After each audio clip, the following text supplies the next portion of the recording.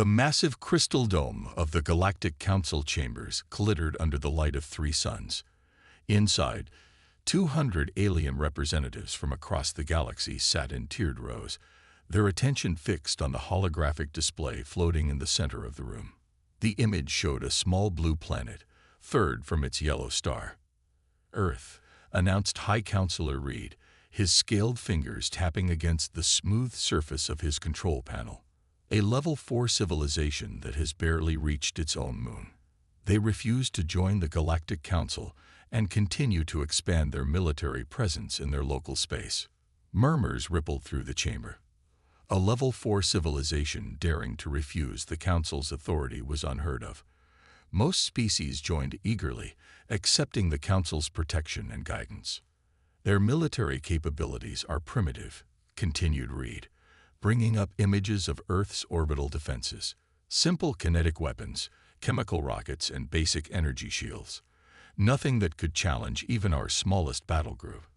In the middle row, Commander White of the Council's defense fleet leaned forward, his reptilian eyes narrowing.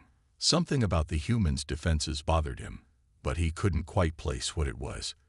The layout seemed too simple, too obvious. "I propose we send Battle Group 7 to establish our presence in their system," Reed said. "A simple show of force should bring them to their senses." The Council members nodded in agreement. It was the standard approach. Demonstrate overwhelming power and watch the primitive civilization scramble to join their ranks. It had worked countless times before. But as the vote was about to begin, White stood up. "High Counselor, if I may speak." Reed gestured for him to continue, though his expression showed mild annoyance at the interruption. "Something about their defensive positions doesn't make sense," White said, pointing to the hologram. "They've left obvious gaps in their coverage. Their satellites follow predictable patterns. It's almost as if what, Commander?" Reed asked, his voice carrying a hint of impatience. "As if they want us to attack those positions," White finished. "In all my years studying military strategy, I've never seen a species leave such obvious weaknesses unless it was a trap." Laughter echoed through the chamber. Several Council members shook their heads or waved dismissive appendages. "Commander," Reed said, his voice dripping with condescension, "these are humans we're talking about. They still use combustion engines in their ground vehicles. Their most advanced computers use silicon chips. They're barely more advanced than animals." White sat down, but the uneasy feeling in his gut remained. He'd fought enough battles to know when something wasn't right. The Council voted overwhelmingly to send Battle Group 7. 30 warships, each capable of destroying a small moon, would enter the Sol system in 3 days. The humans would be given one chance to surrender and join the Council. If they refused, well, a few demonstrations of power usually changed minds quickly. As the Council members filed out of the chamber, White stayed behind, studying the hologram of Earth's defenses. He zoomed in on one of the orbital platforms, noticing something odd. The platform's energy signature was too low for its size. Either human technology was even more primitive than they thought, or... His thoughts were interrupted by Reed's voice. "Still worried about the primitives, Commander?" White turned off the hologram. "I hope I'm wrong, High Counselor. For all our sakes." 3 days later, Battle Group 7 entered hyperspace, its 30 ships arranged in perfect formation.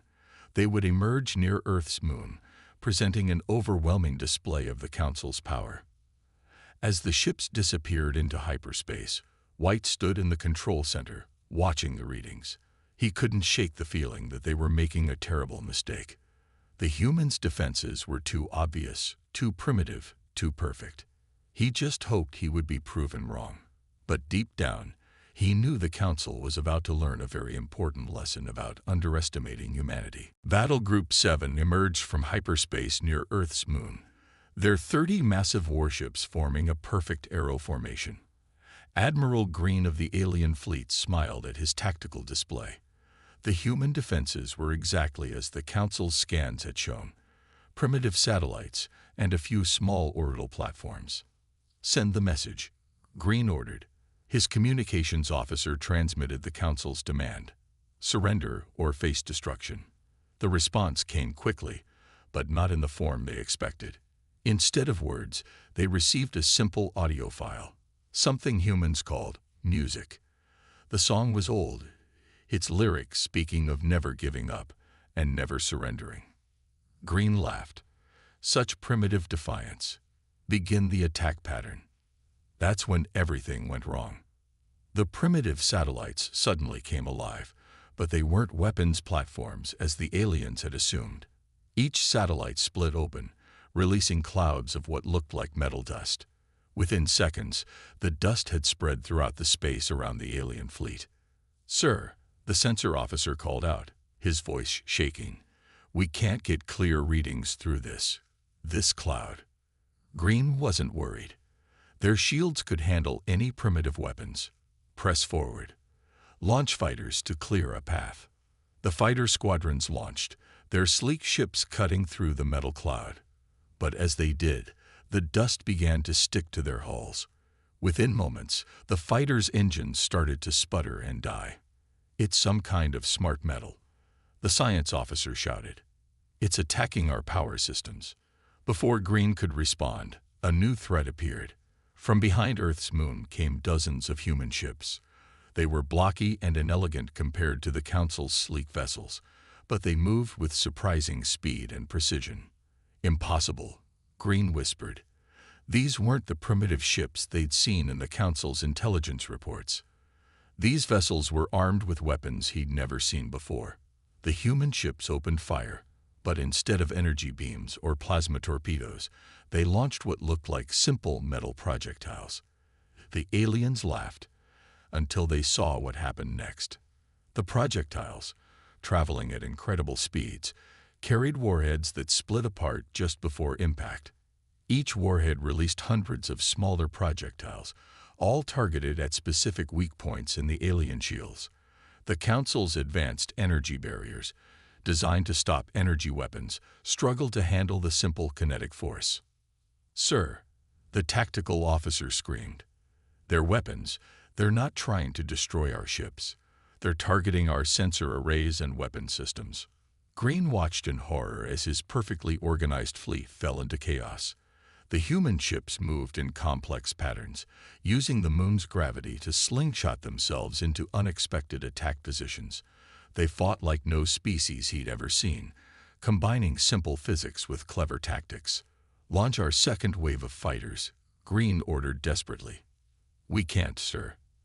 That metal dust has sealed our launch bays. We're being systematically disabled." A new message came through their communications system.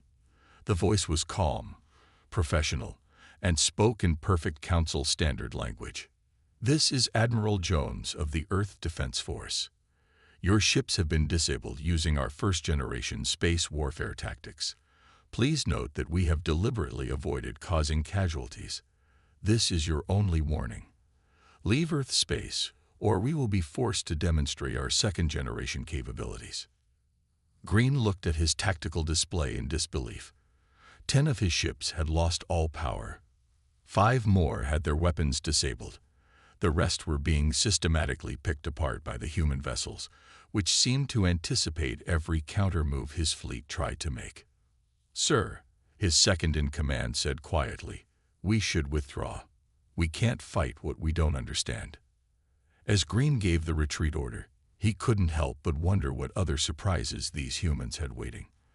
They had defeated his advanced fleet using simple physics, smart dust, and kinetic weapons. If these were their first-generation tactics, what could their second-generation weapons do? The battle group limped back into hyperspace, leaving behind a very clear message. Humanity was not to be underestimated. The Galactic Council was not happy. After their space fleet's embarrassing defeat, they decided to try something different. If humans were clever in space, surely they would be weaker on the ground. The Council chose Earth's moon as their first target. "Send in the ground forces," ordered General Stone, watching from his command ship safely hidden behind Mars. "Show these humans how real warriors fight." 10,000 of the Council's best soldiers landed on the moon's dark side. that wore powered armor that could crush tanks and carried weapons that could melt steel. Their orders were simple: capture the human moon base.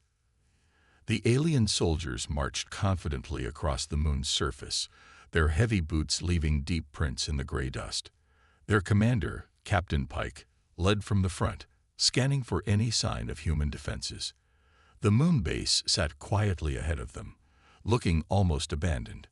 "This is too easy," Pike said to himself. He was right. The first surprise came from the dust itself.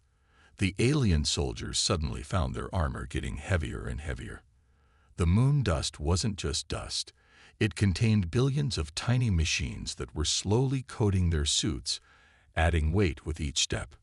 "It's a trap," Pike shouted, but it was too late. His soldiers were already struggling to move. Then the ground began to shake. Hidden doors opened in the moon's surface, and human tanks rolled out. But not normal tanks. These vehicles were flat and wide, designed specifically for moon combat. They moved like giant crabs, using 6 legs instead of tracks to walk across the surface. "Form defensive positions," Pike ordered. But in the low gravity, his soldiers couldn't move fast enough. Their heavy armor, made even heavier by the smart dust, turned them into easy targets. The human tanks fired, but not with normal shells. Instead, they launched nets made of some strange metal that wrapped around the alien soldiers. In the moon's low gravity, the tangled soldiers floated helplessly. "Where are the humans?" Pike wondered. He got his answer when the moon's surface cracked open again. This time, human soldiers emerged from hidden tunnels. They wore light armor that looked primitive compared to the alien suits, but they moved like acrobats in the low gravity. The human soldiers carried simple weapons, magnetic guns that fired metal slugs. Against the aliens' advanced armor, such weapons should have been useless. But the humans had done their homework. The magnetic bullets were designed to stick to the alien armor and slowly drill through it, disabling systems rather than killing the soldiers inside. "They're everywhere," an alien soldier screamed. The humans were using the moon's low gravity to jump incredible distances, attacking from above and below through a network of tunnels that honeycombed the entire area. Pike watched in disbelief as his forces were systematically taken apart.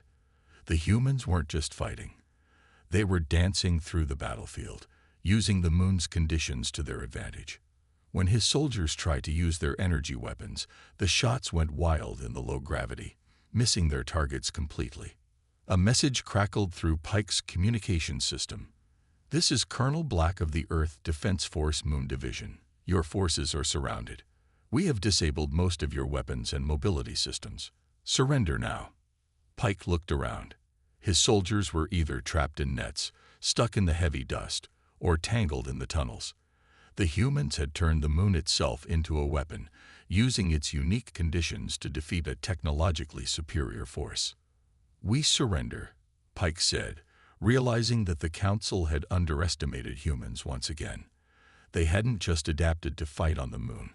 They had completely reinvented ground combat for low-gravity conditions. As human soldiers helped the aliens up, Pike noticed something interesting. The humans' primitive equipment wasn't primitive at all. It was perfectly designed for moon combat. Sometimes, he realized, simpler was better. The Council had learned another hard lesson. Humans didn't just adapt to their environment. They made the environment work for them. The Galactic Council met in an emergency session. After losing both space and ground battles, they thought they had finally found humanity's weakness: industrial capacity. "Look at these numbers," said Economic Advisor Brown, pointing to the holographic display. "Humans take months to build a single warship. Our factories can make 10 ships in that time. We simply need to outlast them." The Council members nodded in agreement. It was simple math. The humans had lost several ships in the previous battles, while the Council had thousands more ready to deploy. But they were about to learn another lesson about human capabilities. Deep in the asteroid belt between Mars and Jupiter, something incredible was happening. The Council's spy ships watched in confusion as human ships appeared to be eating the asteroids. "What are they doing?" asked Fleet Commander Davis, studying the strange readings. Those aren't mining ships we've seen before. He was right. The humans had deployed what they called factory ships, massive vessels that looked ugly and simple on the outside. But inside each one was a complete automated manufacturing facility. The Council watched in growing horror as the truth became clear. The humans weren't just mining the asteroids, they were turning them directly into warships. Each factory ship would attach itself to an asteroid, and within weeks, a new warship would emerge. Impossible, Brown shouted, watching the feeds. Their primitive technology can't work that fast. But it could. The humans had done something the Council had never considered. Instead of building beautiful, complex ships like the Council did, humans made simple, effective vessels. Their ships weren't pretty, but they worked perfectly for their needs. "Sir," a junior analyst reported, "we've detected more factory ships near Saturn's rings. They're using the ice and minerals there to make fuel and ammunition." The Council chamber erupted in chaos. This went against everything they knew about shipbuilding. Ships were supposed to be built in proper shipyards, not thrown together in space like some kind of cosmic construction site. Then came the worst news of all.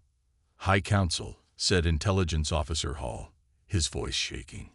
"We've confirmed that Earth's asteroid belt contains enough material to build over 1 million ships." The room fell silent. The Council's entire fleet numbered only 50,000 ships. But the humans weren't done surprising them.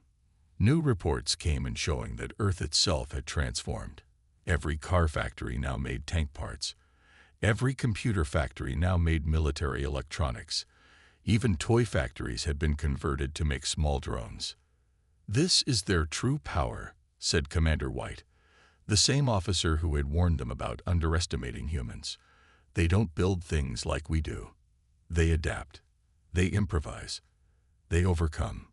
The Council watched in stunned silence as more human ships emerged from the asteroid belt.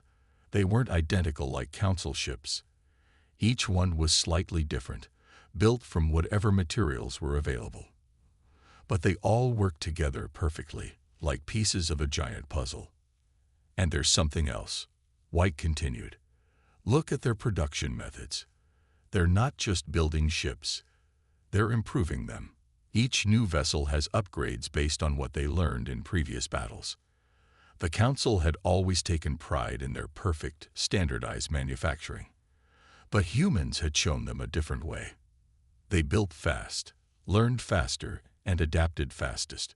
Brown looked at his economic projections again and made a frightening discovery. At their current rate of production, the humans would match the Council's fleet size in just 6 months. "We thought their industry was primitive," White said quietly, "but we were wrong. They don't build things the way we do because they found a better way. They don't make ships in yards because the whole solar system is their factory." The Council had learned yet another lesson. Never judge a civilization's capabilities by their methods alone. The Galactic Council thought they had finally found a battlefield where humans couldn't possibly compete: cyberspace. After all, Council computers used quantum processors and light-based circuits, while humans still used primitive silicon chips. "Their computer systems are laughably simple," said Tech Director Mills, addressing the Council. "Our quantum AI can break their best encryption in seconds. We'll shut down their entire defense network." The Council launched their cyber attack with complete confidence. Their most advanced AI systems began attacking Earth's military networks. At first, everything went according to plan. Then something strange happened. "Sir," a tech officer called out, "we're getting weird responses from their systems. They're sending us cat pictures." Mills stared at his screens in confusion. Instead of finding military secrets, their AI was being flooded with what humans called memes, simple pictures with text that made no logical sense. But this was just the beginning. While the Council's AI was distracted by the flood of random data, human hackers had already slipped into their systems. They didn't try to break the quantum encryption. They simply looked for old-fashioned passwords and maintenance backdoors. "Alert!" another officer shouted. Someone is broadcasting human music through all our communication channels. The Council's comm systems were suddenly filled with something humans called rickrolling, an ancient form of musical warfare that their historians would later describe as particularly devious. Mills watched in horror as more systems began failing. The humans weren't attacking their advanced technology directly. They were finding simple weaknesses that nobody had thought to protect. "How are they doing this?" he demanded. "Their technology is centuries behind ours." The answer came from an unexpected source. A message appeared on his screen, sent from Earth's Cyber Command. "Dear Council, while you were busy building quantum computers, we were learning how to break simple systems. Your advanced technology is impressive, but you forgot about the basics. P.S. Your main password shouldn't be Galactic Council 123. The Council's cyber experts had never seen anything like it. The humans used old technology in ways no one had imagined. They created computer viruses that could evolve and adapt. They used artificial intelligence not to break encryption, but to think like hackers. "Sir," reported Security Chief Turner, "the humans aren't trying to destroy our systems. They're teaching our computers to tell jokes." It got worse. Human hackers found ways to make Council ships play dance music through their warning systems. They reprogrammed maintenance robots to draw smiley faces on ship hulls. They even managed to make the Council's main battle computer play something called Pong. "Stop them," Mills ordered. "But how do you stop an enemy that turns your own systems into entertainment?" The final blow came when the humans demonstrated their real capability. In one coordinated action, they took control of every coffee maker on every Council ship. The machines would now only dispense decaf. "This is barbaric," Mills exclaimed. But he had to admit it was clever. How can you fight a war when you can't even get proper coffee? The Council's tech experts gathered for an emergency meeting. They had discovered something unexpected about human cyber warfare. Humans didn't just attack systems, they turned them into weapons of mass disruption. "We built perfect systems," Mills said, watching his own screen display a dancing cat gif he couldn't remove. "But the humans? They understand chaos. They don't try to break our technology. They make it do things it was never supposed to do." The Council had learned another crucial lesson. Sometimes the simplest technology, used creatively, could defeat the most advanced systems. As Council ships struggled with their coffee makers and dancing robots, the humans sent one final message. "Imagine what we could do if we actually wanted to cause damage." The Galactic Council decided to occupy one of Earth's colony worlds, thinking that humans couldn't defend a planet so far from their home. They chose New Eden, a farming colony with only 10,000 settlers. Surely this would be an easy victory. General Rivers of the Council forces landed with 50,000 troops. His soldiers quickly took control of the main city, setting up their base in the center of town. Everything seemed quiet, too quiet. "Sir," reported Lieutenant Ford, "there's no resistance. The humans are just farming." Rivers should have remembered an old human saying, "Appearances can be deceiving." The trouble started small. Supply trucks began disappearing on routine runs. Patrol vehicles would return with their engines filled with a sticky substance that locals called maple syrup. Communication arrays would mysteriously stop working, only to be found covered in honey from nearby bee farms. "These are just farmers," Rivers insisted. "They can't fight trained soldiers." Then the attacks began. Not big battles like the Council expected, but hundreds of tiny problems that drove his soldiers crazy. Every morning, they'd wake up to find their vehicles had been moved slightly to the left. All of them. Every single one. "How are they doing this?" Rivers demanded. "We have guards everywhere." The answer came when they finally caught one of the farmers in action. The human wasn't using advanced technology or weapons. Instead, they found ropes, pulleys, and something called skateboards, simple tools used in clever ways. "Sir," Ford reported, "the locals say they learned these tricks from something called Home Alone movies. They claim it's Entertainment. Rivers couldn't believe it. His advanced army was being defeated by farming tools and children's movies. But it got worse. The human settlers had turned their entire colony into one giant trap. Grain silos were actually disguised bunkers. Irrigation pipes formed a secret transport network. Even the cows were part of the resistance, each one fitted with a small device that disrupted council sensors. They're not just farmers, realized Rivers. They're all special forces in disguise. He was half right. The settlers were normal humans who had been trained in something called guerrilla warfare. They didn't fight like soldiers. They fought like clever children playing the world's most elaborate prank. Council troops would find their boots filled with quick-growing seeds.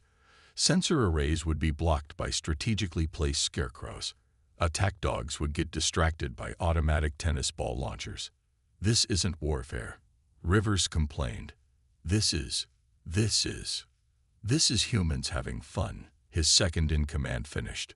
The final straw came during a major council operation to sweep the farming areas. 5,000 troops moved out in perfect formation, ready for battle. Instead, they found themselves stuck in fields where the irrigation had turned the ground to mud. As they struggled, local birds, trained by the settlers, swooped down to steal their shiny equipment. That evening, Rivers received a message. It was written on the side of a cow that had wandered into his command center. Dear General, hope you're enjoying your stay on New Eden. By the way, we've only shown you our defensive tricks. Would you like to see our offensive capabilities? P.S. The cow is not actually a cow. Rivers looked at the cow. The cow winked at him. Within an hour, the council forces were evacuating. As they left, Rivers heard the settlers had organized something called a victory barbecue.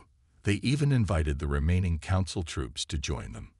I don't understand these humans, Rivers said, watching his mighty army retreat from farmers.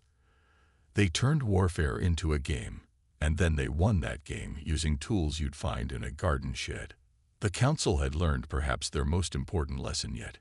Humans didn't need advanced weapons to win. They just needed creativity, humor, and apparently, a really good barbecue sauce recipe. The Galactic Council gathered for what they hoped would be their final meeting about the human problem. After 6 embarrassing defeats, they had decided to send their entire fleet, 100,000 ships, to end this once and for all. The humans have clever tricks, said High Commander Ross, but they cannot stand against our full might. As the Council fleet prepared to jump to Earth, something unexpected happened. Every screen in the Council chamber lit up with a single message. Please stand by for humanity's final demonstration. What demonstration? Ross demanded. His answer came quickly. At exactly the same moment, on 1,000 different Council worlds, something impossible happened. The lights went out. Not just in one city, but on entire planets. Report, Ross shouted. The reports came flooding in. On each world, human special forces had appeared from nowhere. They hadn't attacked anyone. They had simply shut down every power plant at exactly the same time. How did they get past our defenses?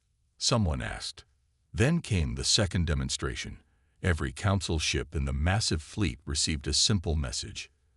Your navigation systems are now running Windows 95. Have a nice day.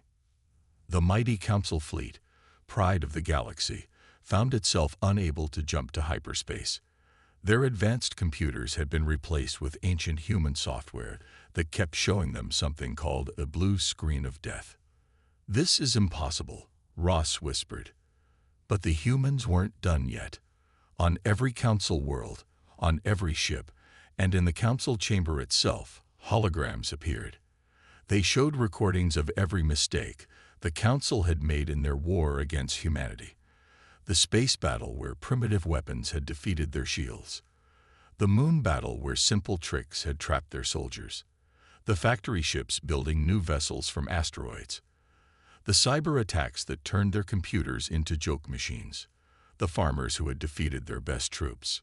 Then a new hologram appeared. It showed the location of every human special forces team on every council world. They had been there for months, hidden in plain sight. "Greetings, Council," said Admiral Jones, appearing in the chamber.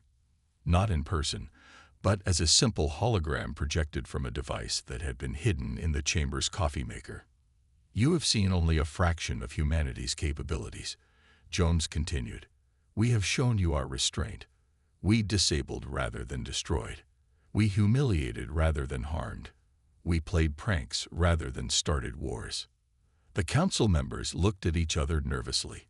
If this was humans showing restraint, what were they capable of when they really wanted to fight? "Here is humanity's offer," Jones said. "Join us as equals. Learn from us as we can learn from you.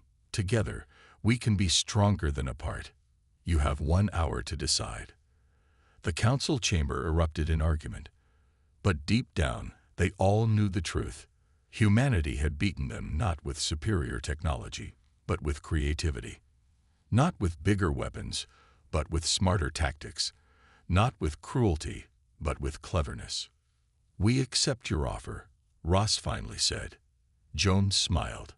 "Excellent choice. Now, as a show of good faith, we'll restore your power plants, unlock your ships, and remove all the silly programs we installed. Oh, and we'll stop making your coffee machines serve only decaf."